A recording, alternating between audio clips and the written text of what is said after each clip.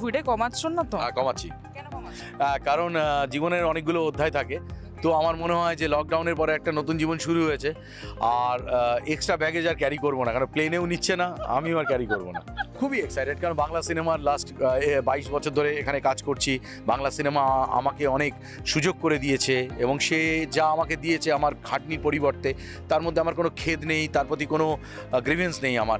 তো আমি তাকে ঈশ্বর মনে করি, তাকে এখানে একটা সম্মান জানানো হচ্ছে, একটা দেশের অন্যতম শ্রেষ্ঠ একটা পত্রিকা, যাকে ছোটোবেলা থেকে আমরা বিরাট বড়, এবং এই অ্যাওয়ার্ডটা আমাদের কাছে তো বিরাট বড়, কারণ এই অ্যাওয়ার্ডের দৌলতে বম্বে আমরা তাকিয়ে থাকতাম সারাক্ষণ, তো সেটা কলকাতায় দীর্ঘ বছর ধরে হচ্ছে, সেখানে আমি নিমন্ত্রিত।